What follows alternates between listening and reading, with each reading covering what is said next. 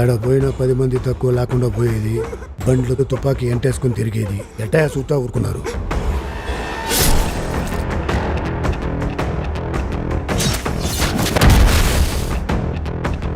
వాడి తల తీసుకొచ్చుంటే ఇంకా సంతోషపడేదాన్ని.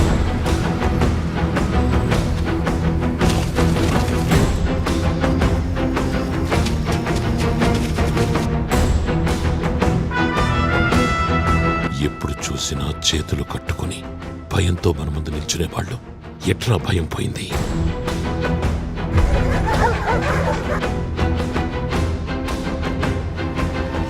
మనకు కావాల్సింది ఎవడైనా ఇచ్చిస్తాడు, మనే కొట్టి తీసుకోవాలి కదా నాయనా.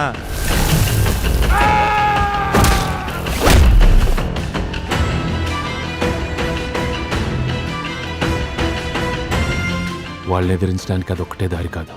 మన దగ్గర భూమి ఉంటే తీసేసుకుంటారు, డబ్బుంటే లాగేసుకుంటారు, కానీ చదువునొక్కటి మాత్రం మన దగ్గర నుంచి ఎవ్వరు తీసుకోలేరు చిన్నప్ప.